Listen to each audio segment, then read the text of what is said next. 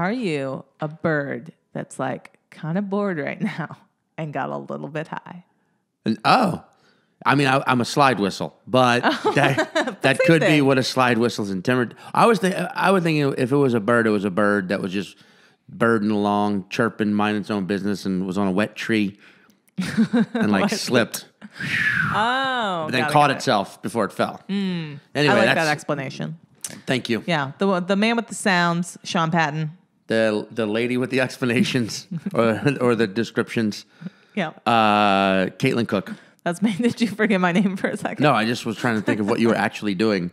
That's true. That's true. And I mean, this is the podcast, 5 Words. Yes. You were coming in on episode 48. 48. So there's 47 more before this. That's true. But if you're the kind of person that likes to join in at the most recent thing, which I get, then let's explain the podcast. Well, I could side with you because I started watching one of the greatest shows of all time, HBO's The Wire. Started watching it. Wow. Episode 1, season 5. Hot damn. I saw season 5 first, then went back and watched 1 through 4. So I get it. This is the podcast 5 Words. We have a guest who is an amazing person. Yep. They give us 5 words from a story they're about to tell us. Based on those 5 words and what we know about our guests, we construct our version of the story, which we tell our guest. They then tell us whether we are wrong or really fucking wrong. Then they tell us the actual story, we chat about it, and boom, episode in the bank, baby. Yep, that's the podcast. This week, let's just, Alexandria, Louisiana, and Tevor Noah. Those are 2 things. How are they connected? Our guest. This week's guest. Yeah, Josh Johnson. Writer on The Daily Show, tours with Trevor. Yep. Tevor Noah. They do. From Alexandria. He's from Alexandria, Louisiana. Yep. Not Trevor, Josh. Yes. And he's a great guy, hilarious dude. Like I said, writes for the show. Yeah. Tours with Trevor's, has performed at arenas. Crazy amount of people to perform comedy in front of. He's very funny. His story is super crazy too. Like I want to see it as a short film. It is. It's a great story. It is. And also, Josh happens to live 4 blocks away. What'd you say? 3.6 blocks away. 3.6 blocks away from our apartment, but obviously we can't see each other. So apologies for any audio issues. We did this via Zoom. And remember, Zoom was just chilling. And then a bunch of comedians and podcasters converged upon it. Well, let's not get into Zoom right now. All right. But we hope you enjoyed the episode. Sean, do you have things to promote? This Friday. We got things to promote. April 10th, we're launching a show on holdthephone.tv. Twitch. On Twitch. It's called Live at 10:33 Variety Show. Yeah. We've got a musical guest, Chris Funk from the Decemberists. We're waiting for our comedic guest to confirm. So right now, just special guest. Yeah. And if you look at our podcast lineup, you know we're going to get a good fucking guest. Hell for yeah. you. We got one already. So that is Friday at 10:33 Eastern Time. PM. Yep.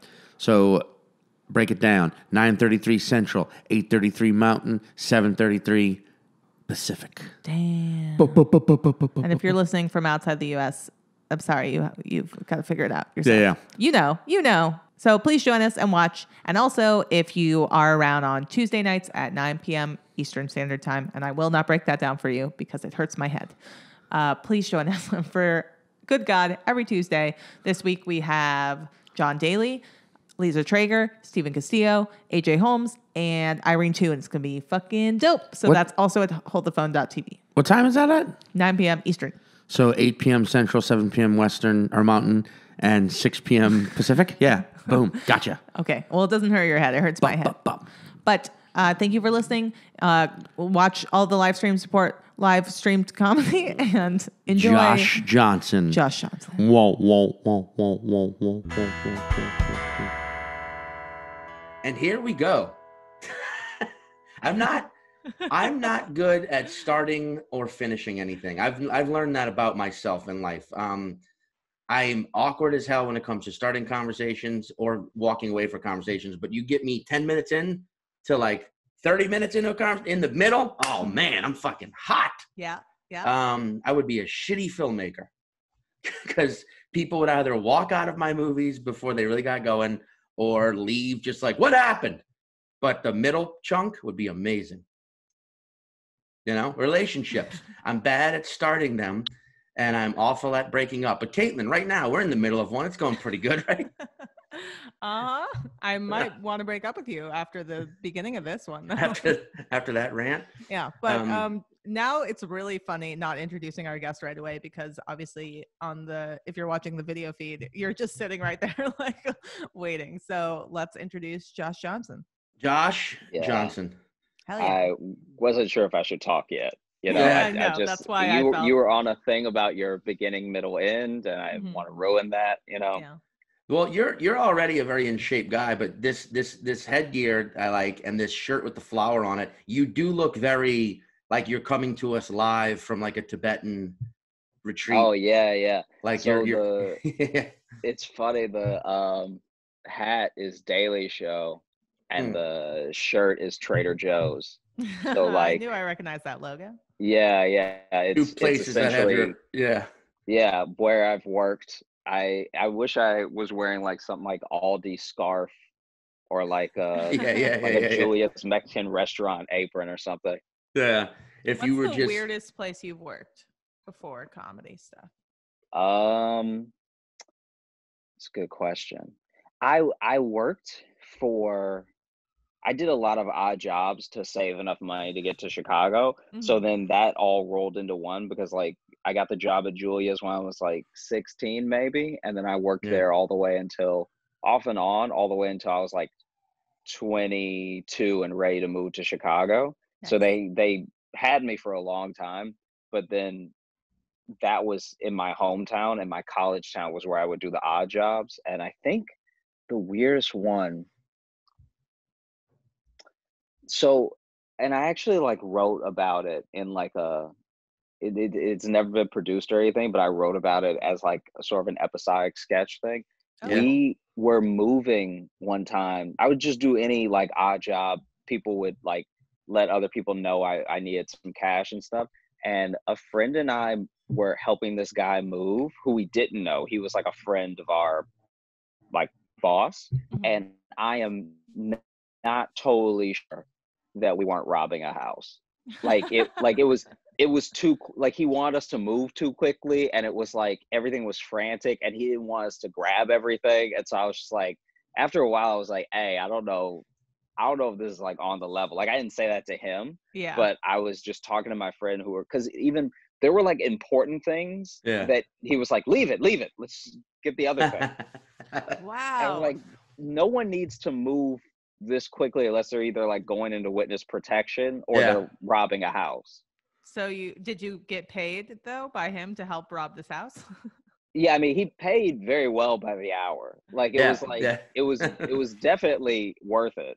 That's really funny. But it was in CD players and DVDs. That's what the payment was.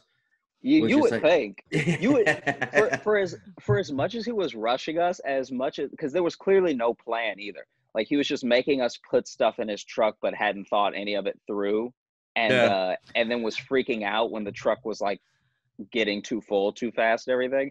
That when he pulled out cash, I was like, oh, thank God. Okay. Dude, I remember when I was 11. At the time, we were living in. I'm just gonna do a shout out. We're living in New Orleans East if you are from New Orleans or know New Orleans, in a neighborhood called Village de l'Est, which still exists, even though Katrina fucking hit it hard. Anyway, when we were 11, we got robbed and no one was home. We were like out of town. I don't remember exactly where we were, but we came back home and went inside. I remember my dad came in first and he came right back out and was like, get back in the car. And he made everyone, and I remember even my mom being like, what? And he's like, just get back in the car. And we all got back in the car and drove to a Shoney's, which I don't even know. Yeah, exactly. Josh knows what a Shoney's is. I'm surprised Shoney's is not global. Shoney's is a Denny's, basically. Okay. Yeah. It felt like Shoney's, for a while. Yeah. I think they got bought by Denny's. I think they may. Okay, I hope they did. I hope that's what happened. Because Shoney's was better than Denny's, god damn it. But we went to a Shoney's, and my dad and my parents made me and my sisters and my brother, who was a baby at the time. No, not born. That's right. That's why I can't think of my brother in this situation, because he was not alive yet. Me and my two sisters, they made us sit at a different table, and my parent, and we were like, what's going on? Are they fighting? What happened? And basically my dad walked in, saw that the house had been robbed, didn't want any of us to walk in and have to deal with that. So his immediate instinct was like, Shoney's. I'll take him to Shoney's and we'll fucking think tank this. Shoney's will smooth everything over. But we went. That's good on your dad. Yeah. I mean, that's like a good move. And I remember like they drove us to our grandma's house. We stayed there that night. Then they told us the next day like the house was robbed. But I remember being home like 3 days later and the neighbors coming over to like apologize because they were basically like, we saw the whole thing happen. It was just after midnight. We saw two men going into your house and loading up a van. We saw it all. We just made the mistake and thought you were moving. And it was the first time I ever saw my mom flip out. She just like, who the fuck moves at midnight? Who does that? Who moves at fucking midnight? And it was such a like, wow, this is that strong, angry woman I would come to know through my teenage years. But yeah, I wonder if those two guys, or however many there were, it was just a situation of like, we recruited 3 kids and we're paying them by the hour. I mean, I wonder how many people get robbed, and if the people don't look suspicious about it, they just think they're moving. Oh, I mean, there's entire movies made about like the end of Bottle Rocket. I've never seen it. I mean, it also, the thing that, because you brought up Shoney's and I can't get it out of my mind. It's a shame that like the Shoney's in the world, the internet catching fire and like really taking off, and Shoney's being like a big thing didn't cross paths. Because you know how many like IHOP, Waffle House, Denny's, like fights you see on YouTube, just compilations of like Waffle House fights and stuff. The Shoney's fights, I guarantee you, would have been the best. It's essentially the same feeling as like the fact that Mike Tyson and Muhammad Ali never got to fight. Like we never got to see Shoney's fights on camera. No, I mean, like that. That's a Shoney's. If you're looking, there it is. Bam, Shoney's, baby. Shoney's was like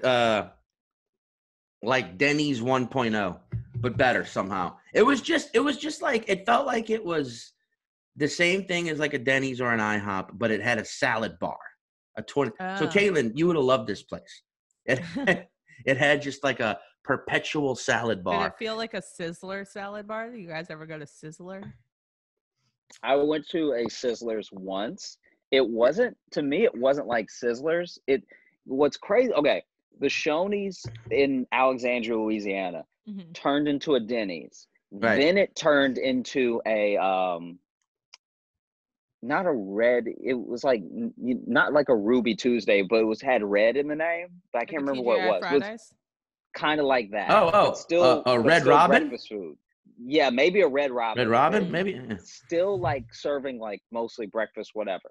Right. My family got food poisoning when it was a Shoney's and when it was a Denny's. Represent, dude. That's like the same, because they had the same staff with the same dirty utensils, you know, with now that we're all way more aware of washing our hands, definitely not washing their hands enough. And I mean, sometimes you just think it's such a weird feeling, because sometimes you straight up think that like, oh, this place is under new management, right. which means it was never the building's fault. No. So I can go in there and eat. Like that whole experience I had was in the past. That was the fault of other people. Right. And then you get just as sick as the last time, and you're like, I don't know if the building is cursed or like, how do you get people just as sick the last time years ago as they are today? Well, did you, growing up, like, did you have that place in your hometown that like, it seemed like maybe every 9 to 18 months, it was a different business? Like, we had a couple of those, you know? Yeah, where it was like, oh, it was a Waffle House. Then it was a pharmacy. Then it was a movie rental place. Then it was a Waffle House again. Then it was like a coffee shop. Then it was a fucking veterinary clinic. You know, it was just like nobody. You wanted to just every time it closed down, you wanted to like stand out there and be like, nobody buy this place. Something's wrong. Because there was Do anywhere not rent that here. has like an industrial, like, is industrial kitchen even the right terminology? Anywhere that like already has a kitchen as a storefront, I feel like people are like, well, that was half the battle, getting all that equipment Yeah. in there. So Yeah. then I guess it's cheaper, but then they get in there and then they're like, oh yeah, there's no foot traffic. That's why all the businesses before this failed. Yeah. Well, wait. So Caitlin, Josh is from Alexandria, Yeah, Louisiana. tell me about Alexandria. Alexandria, I feel like is like the Bakersfield of Louisiana. Okay. Does that make sense? Yeah. Yeah. Or like I can't think of what you'd call if Alexandria were a neighborhood in New York City, it would be fucking Hoboken, New Jersey, because it doesn't fit. Yeah. Yeah. Or not Hoboken, because Hoboken's pretty cool. Like I always felt like Alexandria. What's in Alexandria? It's in the middle of the state. It's like, you know what it feels. Did you watch the Brady Bunch when you were little? A little bit, yeah. Okay. If Louisiana was the Brady family, Yeah. Marcia is New Orleans, and Alexandria is in a tie between being Jan and being that kid that tripped in the background and like broke his arm, like as an extra. Like it's so bad ever since the Air Force what was it, the airfield closed? What was it? There used to be a big air base. Mm-hmm. There used to be a big air base, and that's why it was like worth like living in, going to, and it had like industry, it had more people and stuff. Mm-hmm. But ever since that happened, it's like, I don't know. It definitely feels like a stand-in for a town. Yeah. I thought you were gonna say it's Alexandria. If New Orleans is Jan, Alexandria is like the guy that Alice was dating, who would just pop in sometimes. Like, who's this fucking guy again? What is his deal? What's he doing during the day? Well, I just feel like because Louisiana is definitely separated into like Southern Louisiana and Northern Louisiana for sure. And I feel like Alexandria toes the line because you can even hear it in your accent. You have like your accent dips into like a Southern accent every now and again, which like that evaporates once you get to like fucking hot ass Southern Louisiana. But in like middle to North Louisiana, there is a little bit of that twang, that like classic Southern twang. And it's also just terrifying because there are a few things that have shown me the hierarchy that people will create out of nothing. Like there's the two examples I can think of. One, I did a college show at this technical school. Yeah. And in the science, so this is only a technical school, but it's like high end. So it's all sciences. So it's not like we're teaching welding or anything. It's all like biochem, all this stuff. Right. And amongst all of them, they still had a very real hierarchy of like who was the nerdiest and who deserved to be bullied. And and so it would be like, what was it? I think the bio kids were like treated the worst. Oh, no. And then chemistry was right above biology. And then there was a guy, I can't even remember what he did, but he did a thing with like a very long name. So I just give it to him. God bless him. And he went, the chemies aren't even really doing science. Damn. That's and he looked at me with a straight face. And then I was like, so what do you guys like? Because it was also small enough to still kind of be like a high school. Like I think it was only like 2,000 kids maybe, and about 1,500 on campus. And so if you're like a bio major, they'll straight up slap the books out of your hand and be like, fucking nerd. Like it, Jesus. But it's insane. I love the idea of like a bully hierarchy amongst the bullied. Yeah. You know what I mean? Like in like, my high school and they couldn't even register it. Oh yeah, my high school was kind of like that because I went to a music magnet. So like we were in a much larger public LA school, but the people that we were in classes with were like the choir kids, the jazz band kids, the kids in the musical, the kids in the drama department, all of that. And still you had like the ones that were the stars of the musical or like the top in the jazz band were like the cool kids. And then like people that couldn't even make it into those groups were the bullied. But of That's course, insane. it was Yeah. the bullies bullying the bullied. That's like when 'Cause, you go to or like when you go to Asia, and you as an American, you're like you think of all these like racist things you've like heard you've heard about Asian people, and then you go to Asia and like you hear people from China just shit on Koreans Yeah. and like Vietnamese and like oh, you guys are racist, but wait a second, you're not supposed to be racist. And then Everybody wants to somehow make themselves better than another group. And then no you go matter hang what out group with you're in. Yeah. Because that was the second time I've seen it in a world that blew my mind was in Louisiana. Because the other places that will like really trash another place aren't actually better. So then you'll see people be like, oh yeah, he's from Monroe. And you're like, but we're all Walmart people. Even the richest people in New Orleans, like even the people in like Metairie, have money in like things that are actually like shisty, weird. It's like you're so rich in Metairie because you own graves, like a crazy person. Like your money comes from graves. You're not better than anyone. Right. And you spend your money on, they spend their money on like houses with obscenely huge yards so they can stay away from all the people of color, yet they hire those people of color to tend the yards. Yeah. You know what I mean? Which so is like it's a weird fucking And it's a weird, I feel like people only buy land and extend land in the South to lengthen their distance of legally being able to shoot someone that steps on their land. No one needs a yard that big.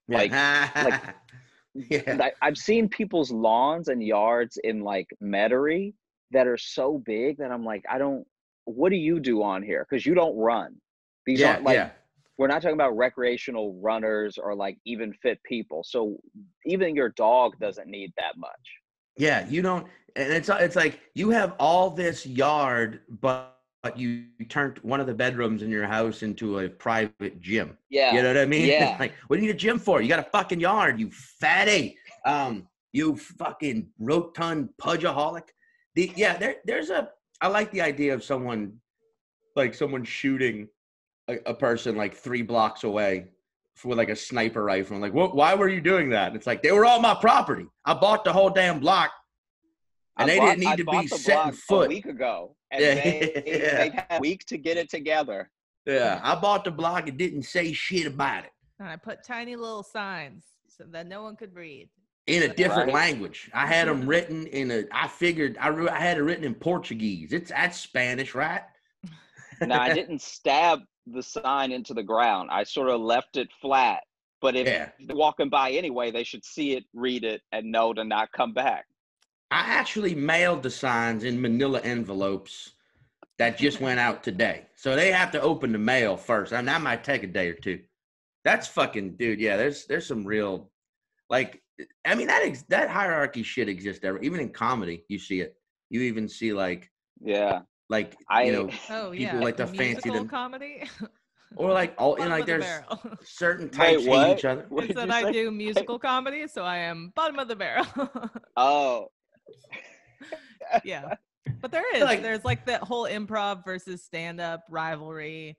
There's, how many years have you been doing it?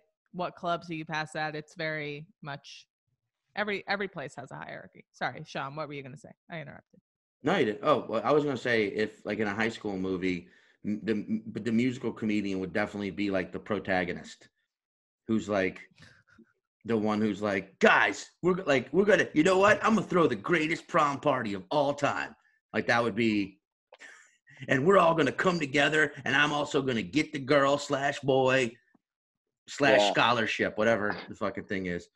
I've found too that a lot of the rivalry in comedy when it comes to like stand-up sketch improv is that like I think a lot of stand-ups cannot handle the level of joy that improvisers get out of doing what they do, especially when it doesn't yield any money and isn't like, you can't bring your wins with you. Like if you recorded someone's live set of stand up, you could then pass that around and people would be like, I would like them to come and do that here, you know? Yeah. Right. But then with improv, even if you tape it, people are like, wow, that's funny. But then if they come here, it'll be a different thing. You know what I mean? Yeah, so dude. that it's like so many tiers of like, you cannot, it's all in the moment, and they're still so happy that it is annoying. It's like, Yeah. guys, why are you so fucking happy? It's like when you see people who have been married for a really long time, they're still grossly in love, Yeah. and you're like, I don't even know if I believe you. There's something about Yeah, it's like too earnest. yeah, Yeah. it's so grating. earnest. Yeah. But it's also like if they were married and they were a happy couple, but they were also paying a therapist just to tell them how amazing of a couple they were. Yeah. You know what I mean? Because That's yeah, because I think that like even with sketch, I feel like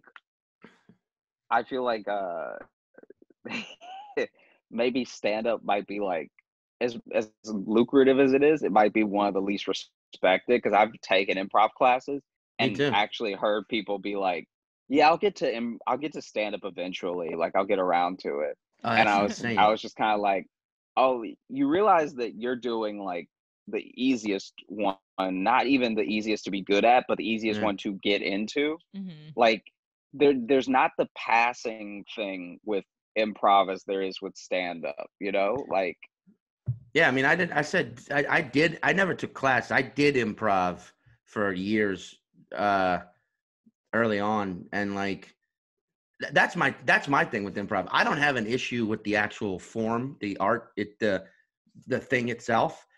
My issue is with the institution of it, of the like all the classes and all the schools and all the coaching sessions and all the like and how like people can just keep taking these classes over and over again and are encouraged to.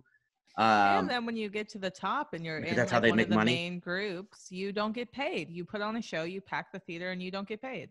Well, there's also, but that's they're not.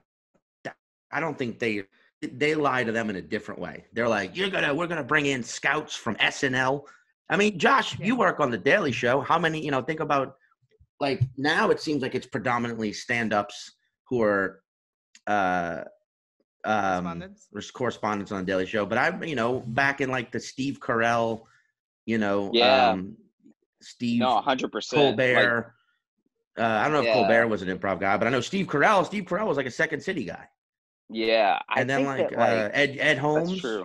all the or Ed Holmes, Yeah. Ed Helms. Ed All those Helms, guys yeah. are like UCB guys, So it's like for a while there were Rob Corddry. All those guys were like improv sketch guys for like years.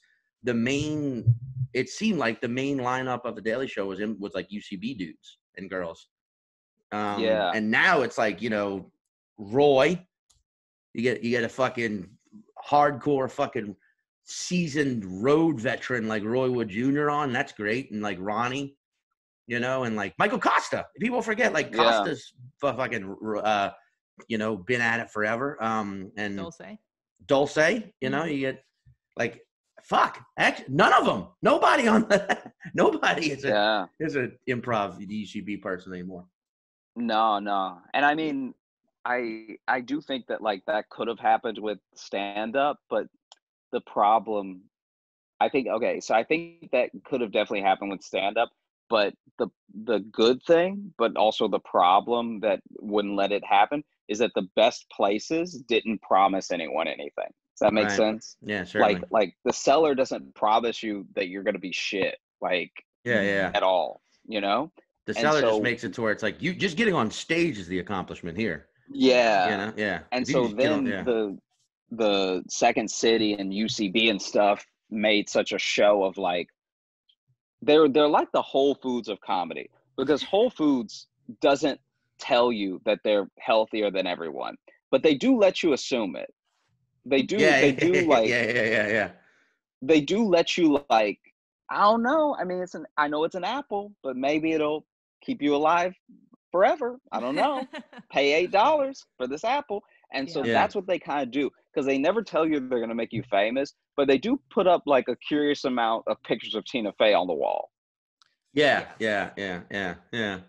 That's a good point. Like, although I will say, you know, you go down the stairs of the Cellar or any comedy club and there are pictures of their like famous stand-ups for sure. but there's also, oh, sorry, go ahead. Oh, There's yeah. No, but I do think that's definitely true. It's like you go to their website and there's a lot of just like, you could be this, but there's never any like, look at the numbers of all the people paying us money to be this one person that like actually made it, you know? You know what? You know what's also funny about the Cellar is how many pictures of like non-famous, like non-household name. It's because one of my fucking favorite times ever, I was going to the Cellar and I thought I was late for a set. So I shot down the front stairway and only to hit, as soon as you walk in, to hit like a line of people waiting to be sat. So I was like, oh, fuck. Okay. Because I was just going right into the showroom to just check, to be like, I'm here. And then within milliseconds behind me, 2 more people were in line suddenly. And I was like, you know what? I'll just wait in line to get in like a civilian. And like, I remember I pulled my phone out to check at one point and I hear someone go, put your phone away. And I turn around and it's Liz, the manager, being like, and she looks at me like, what are you doing in line? And I was just like, I'm waiting in line. And I pretended to, put my phone away. But it was funny just hearing people look at all the headshots and be like, oh, wow, Michael Che. Oh, look, is he done? Oh, my God, look. Oh, God, Louis. Oh, David Tell. But then to hear people be like, wait, Patrice O'Neal? Oh, no. And like shit like that. And you're like, that person just say Patrice O'Neal? And then like, and you're like, it's Patrice. You want to turn around and be like, Patrice. And then like, but to also hear them be like, Billy Burr? Oh, is that Bill? Is that Bill Burr? And it's like, because his headshot's real fucking old in there, and it says Billy Burr. I really enjoy looking at all the old headshots whenever I'm in a new comedy club. But hear like the old ones where they're like, who? But hear them not recognize people like who is Rick Crom? And you're like, do you watch comedy? It's just fucking funny. I'm like, oh my God, who's Brian Reagan? And you're like, wow, man. But especially people I think people not knowing, and the fact that there's so many of people who like made it in theory but aren't like household names, so then you'll see like an old George Wallace headshot and you're just like, wow, like that's crazy. That always cracks me. I mean, that always fucking cracks me up. Just the people of like, oh, wow, look, President Obama. Look, it's President Obama, but it's a picture of Mark Maron interviewing President Obama. And you're like, Maron's still pretty fucking pretty big, but people are like, oh, look, President Obama. And you're like, damn, Mark would hate this to hear. To hear people just acknowledging the picture of the president, not him interviewing the president. I wonder what the trends will be in our headshots of today that we look back on and they're like, that's so 2000s or whatever, because I love looking at 80s and early 90s headshots. Like I hate headshots. I hate taking headshots. I hate everything about headshots. I wish the idea was just to get as fucking stupid and creative as you wanted to. Just like go take a picture, like draw my face in chalk on the sidewalk. Take a picture of that. That's my headshot. I don't fucking know.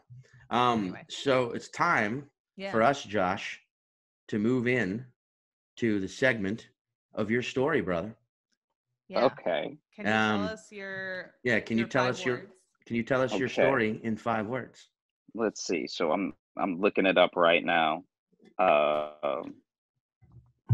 Let's see. All right. I'm gonna find it for you. I've only had this entire time to prepare. That's all right. That's what we like. Okay, so first word is concussion. Second word is lacrosse. Third word is gym. Fourth word is distance. And fifth word is separation. Cool. Okay. Cool. So I think this story is knowing you. You're a very heady guy. You're a very intelligent human being. growing up in central Louisiana, there weren't many ways to challenge yourself, intellectually there. So you decided you were going to challenge yourself physically, physio-intellectually, which is a word, I promise, by giving yourself getting a concussion on purpose. Yeah. To see how your brain and you yourself were able to deal with a concussion. So the best way to do this, you thought, was join the lacrosse team. Yeah. Right. Obviously, right? you had tried running into walls that wasn't working, and you didn't want to like have someone do it to you on purpose and feel that guilt. So lacrosse felt like the way to go.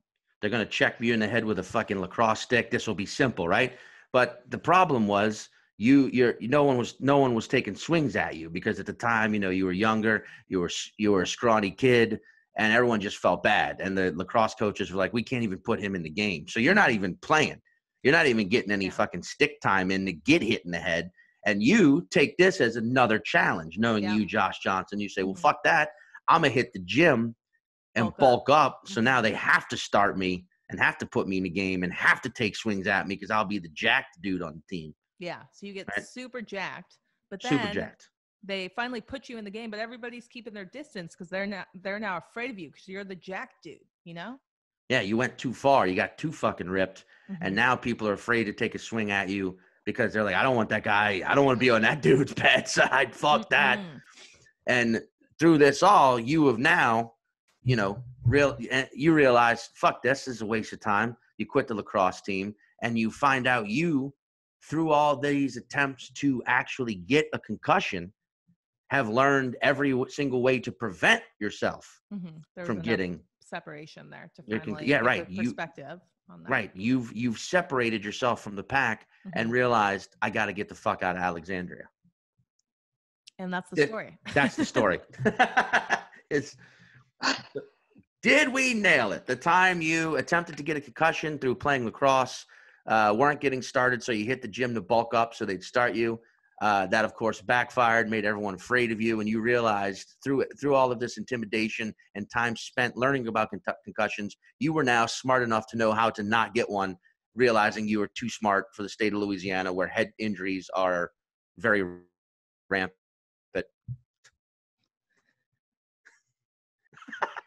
Did we nail it? Did we nail it? I feel bad saying this, but no, you did not.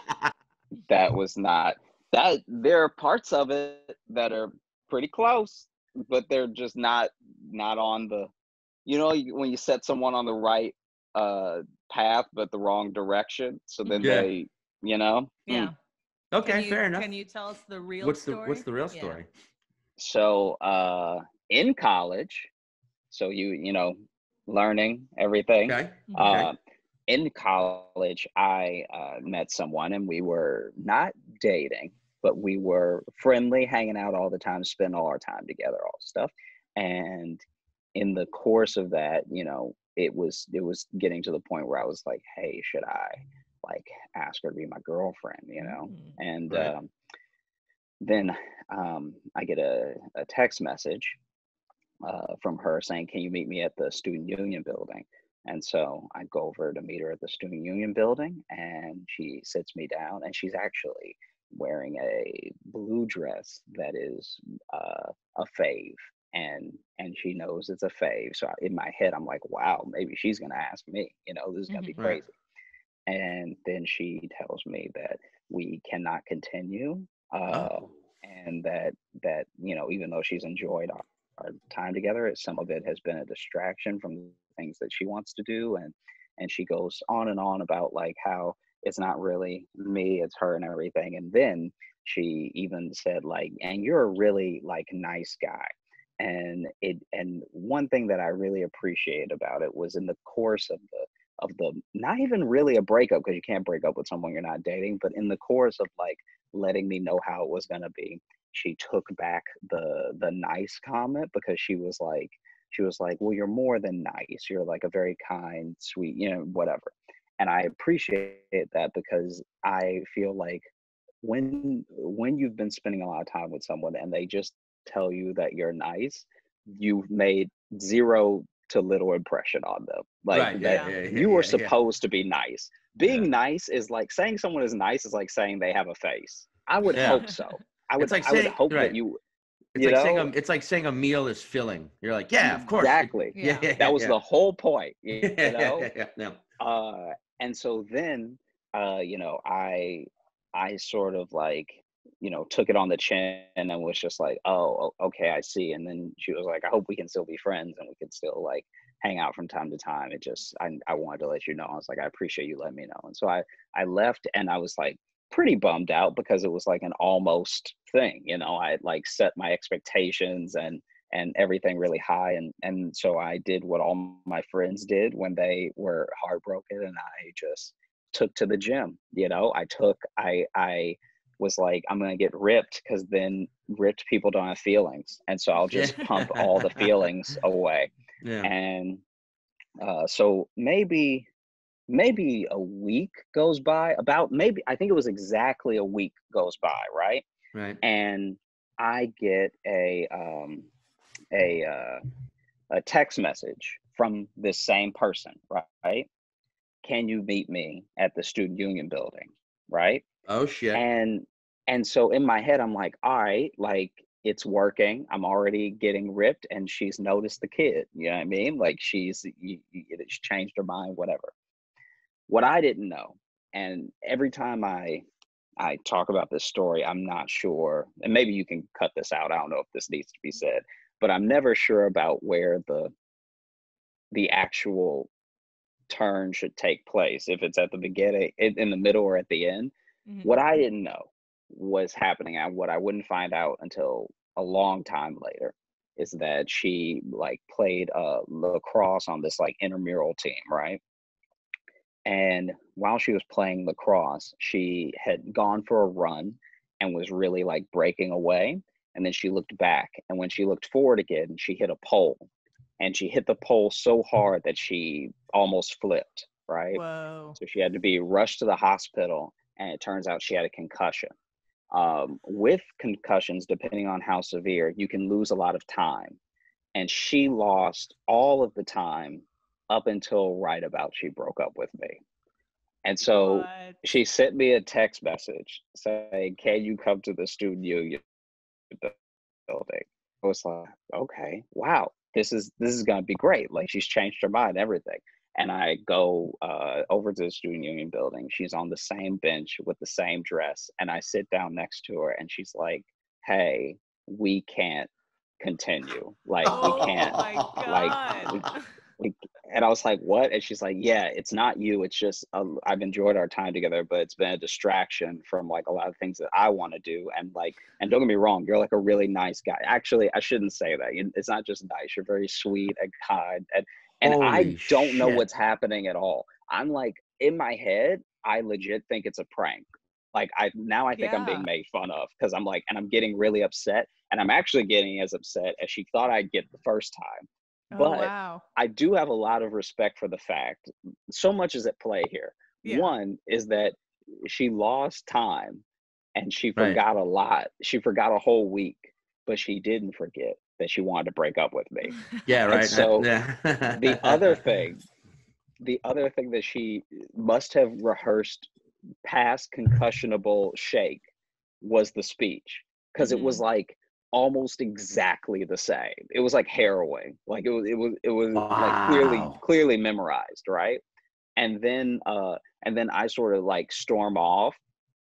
And this time we don't have like at least the first time it could have been like amicable and everything, because I handled it so well. But this time I was so upset that it was like, okay, I'm not going to talk to this person if that's how they react. But I'm also coming from a place of like, what just happened, you know? Because and so I didn't even tell anybody about it, because I was so embarrassed about it for so long, until like months later, maybe even the next like school year, I mentioned it to like a mutual friend, and he told me, he was like, oh, that makes sense, because she had hit her head real hard. And I was like, oh, okay. Wow. Dude, this is like 50 First Dates, the sequel. Yes. Oh, where it's like 50 last dates, where you just have to keep going through this over and over again for her psyche. Right. I thought you were going to say she hit her head so I honestly thought, I think, Caitlin, were you feeling this? That you said you were going to say she hit her head so hard that she like wanted to get back together. No, Like she no, doesn't no. remember. I thought that, yeah, She I didn't was going remember with the breaking up again, but I think it's so interesting that she like purposely wore this dress that she knew was a favorite. her breakup and then, dress. And then like Yeah. had rehearsed this speech, and like throughout all this was like, no, I need to break up with Josh. Damn. Yeah. I also, That's so crazy. dude, that's such a like.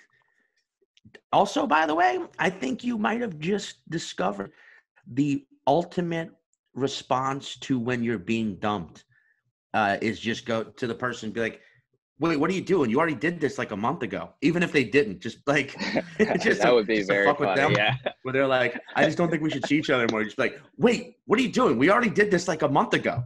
Just like psych them out to thinking like, yeah, 1 month ago you dumped me. What the fuck are you talking about? Did you hit your head? And just have them freaking out about whether or not they have brain damage, just to get back at them in the moment. And then you're like, they'll be like, yeah, but we had like dinner date plans. It's like, yeah, as friends. Yeah, as friends. Like, what are you talking about? We were watching a movie last night. That was a month ago, Riley. I'm giving this person's name. I'm naming her Riley. Riley, that was a month ago. What the fuck? That's so crazy. Dude. Caitlin, oh man, this is Josh Johnson with hot breakup advice. Just pretend in the moment like the person breaking up with you has suffered a concussion. I also completely understand your reaction the second time, Josh, which is like, of course you think you're being pranked. That's so because why would it be the same words? The same words, the same text message, the same dress. Of course that's a prank. Because it's either like, because it also goes to show like how much thought people put into stuff like this sometimes. Because I don't know if I could even recreate it if I tried. If you were to sit me down and be like, hey, I want you to try to like completely recreate everything about the breakup as much as possible for money, I'd still be like, I'm going home with nothing. I don't remember the day, the location, the whatever. Because it was also the fact that it was like a two stuck out in my head, because I'm like, wow, what did you think was happening in those? Because have you ever seen like do you ever watch UFC fights? I try. I mean, Caitlin's not into it, but I whenever I really wanted to watch that the most recent Conor McGregor one. Cerrone, Yeah. But you know what I do watch a lot of is UFC knockouts, because I love that shit. Yeah. Well, here's the thing. That's really the meat of what I'm talking about. So if you get choked out for like a extended period of time, or if you get knocked out, you'll lose at least anywhere from the last 10 seconds to the last like 20 minutes. Wow. Right. Okay. And that's like immediately. So there's instances of guys getting knocked out, and then when they get woken up, especially if they get woken up by the fighter who knocked them out, like tap on the face, whatever, are you okay? They'll start fighting again because they'll think that they're still in it. And so it's crazy to think like, okay, in one part of your mind, you know that you came home from the hospital, people are taking care of you, all this other stuff. Right. But in another part of your mind, you're like, nothing's happened since this happened. Yeah. Another part of your mind's just off.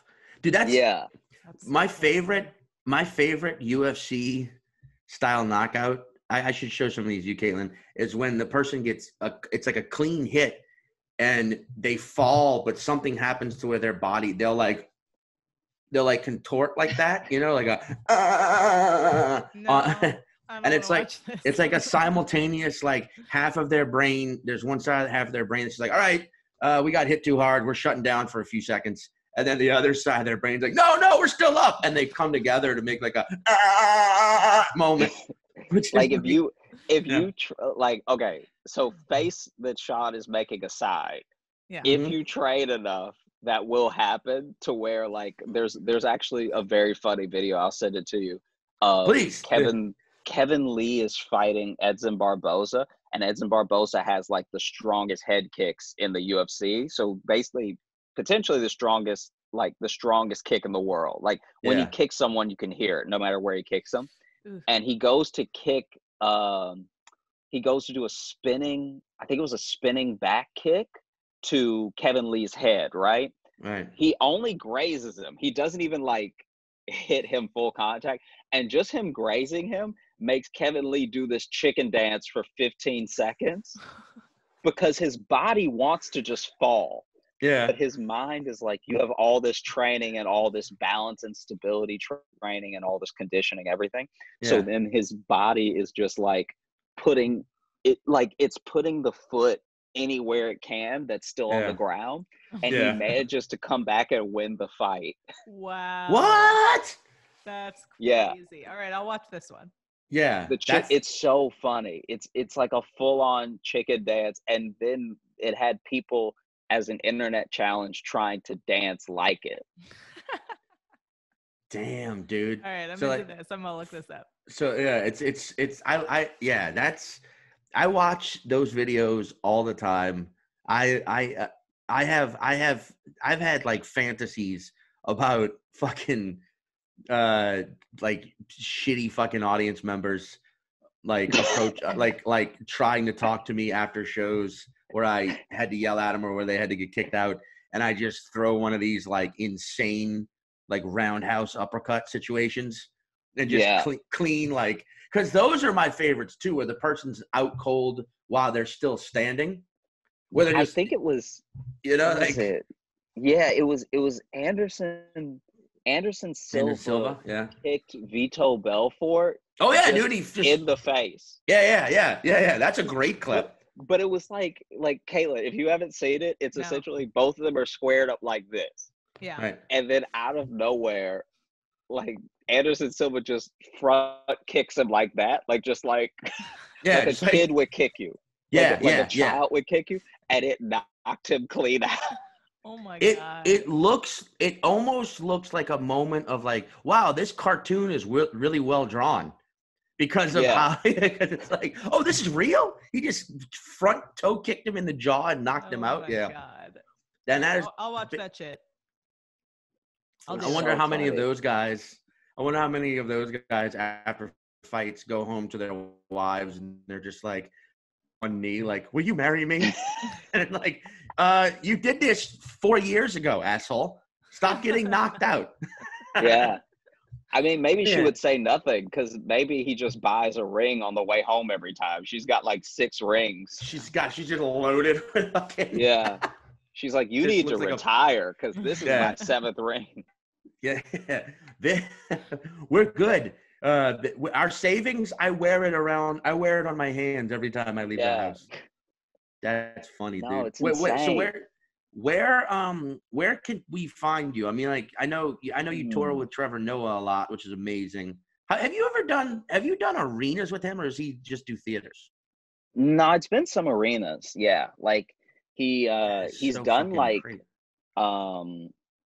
The Staples Center and MSG. That's crazy. Wow. Yeah. So like those are like really cool for the experience and everything. But I'm glad that like it's hard to describe. It's like it's so magnified that like it's more about that than it is even about comedy sometimes, because you're just you're like, how do you, and obviously there's screens and everything, so it's not as if people aren't paying attention and stuff, but it's like there's something so much more captivating about being in a club where you can see everyone, or at least the front row, whereas like when you're in a space that big, it starts too far away. Like when you step on stage, you're like, I should be able to sing or something, you know? Right. Yeah. I don't, because the largest, so you've done that, because like the largest place I've ever performed thus far was there was a theater at the Melbourne Comedy Fest where I was doing like a fucking 5-minute set on like a showcase show, but it was like 4,000 people. And I remember that being like, Jesus, this is like, there is that second delay, and it is fucking huge, and you got to give it a second to like roll at you, you know? Yeah. So I imagine like that's 4,000. So quadruple that if you're talking MSG or the Staples Center, you know, you're talking 15, 16,000 people, I imagine. More maybe.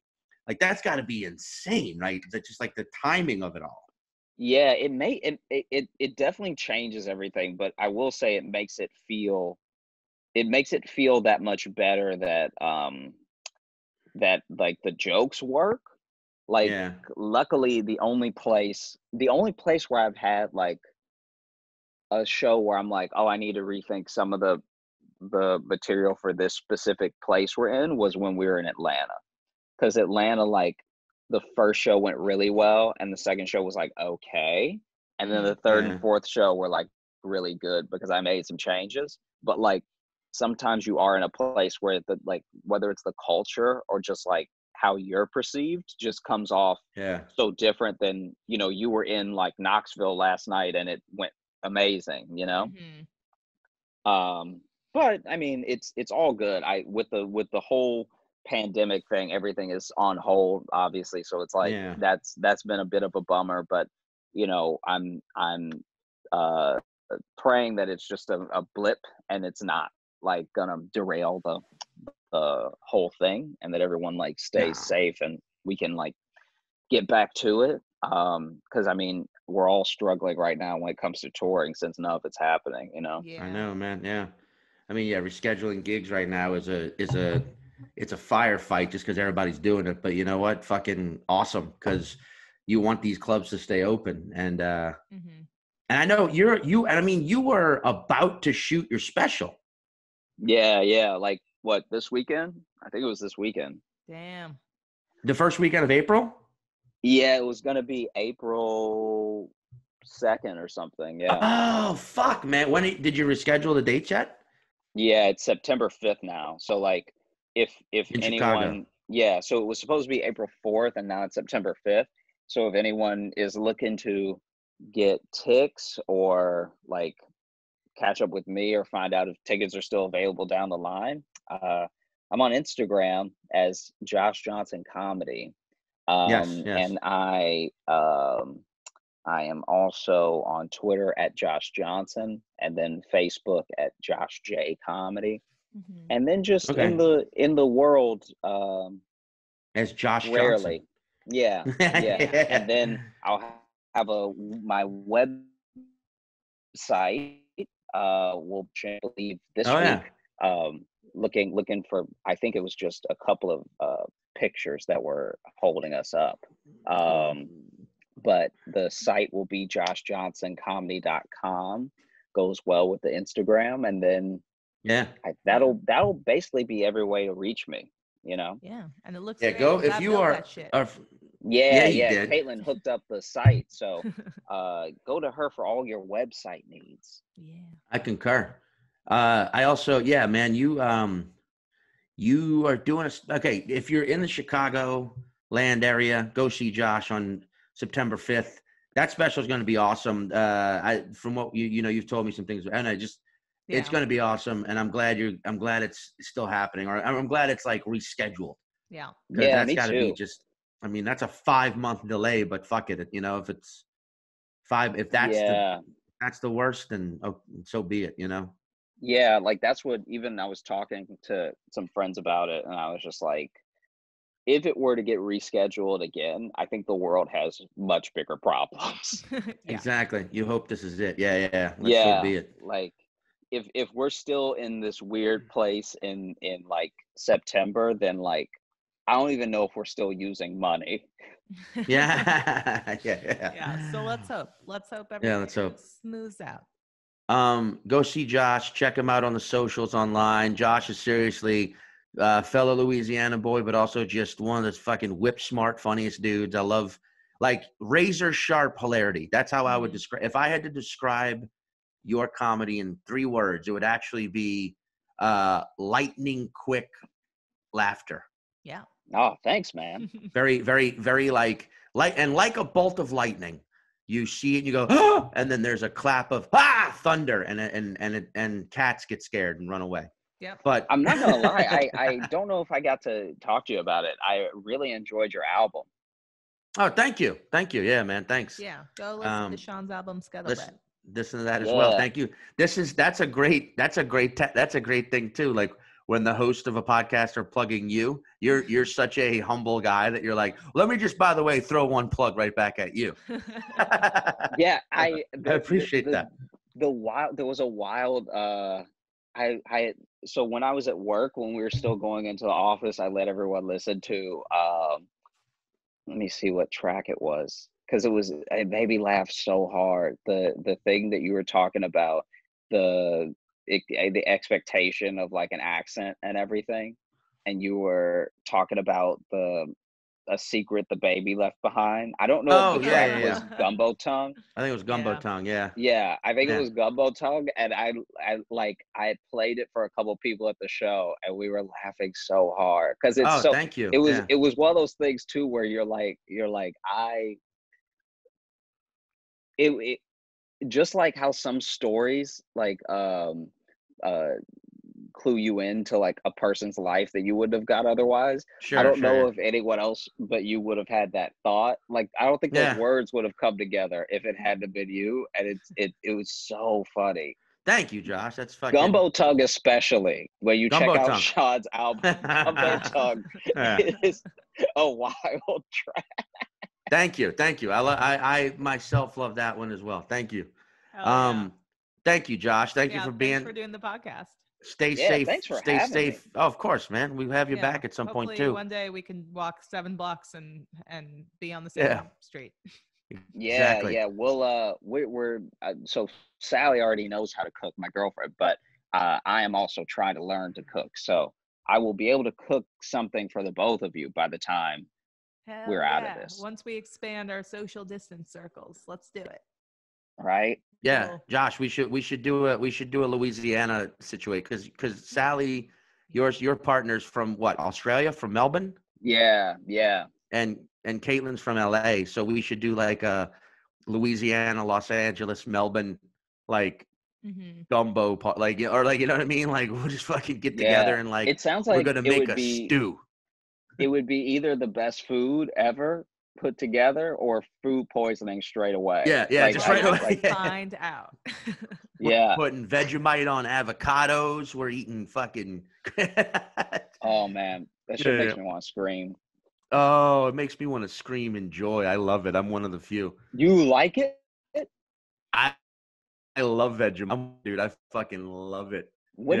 It's disgusting. I know. It's like it's also like I drink coffee black and room temperature. I love that like bitter, sharp, like that. And it's to me, Vegemite's just like black coffee you can spread on toast. I love it. I feel like you're gonna tell me in a second that you just eat hot coals. Like what else? What else are you into? He loves anchovies. That's crazy. Wait, what do I like, Caitlin? Anchovies. Fuck yeah, dude. I'll eat anchovies right out the can. No. Hell yeah. Anyway, all right, dude. Hey, thank you very much. Josh Johnson, check him out. He's a fucking king. And go see his, and if you're in Chicago, seriously, September 5th, go see it at the Laugh Factory, right? Still there? Yeah. Awesome. All right. Thank you, Josh. Stay safe, my Thanks friend. for having me. Bye. Of course, man. Anytime. Be healthy and be you.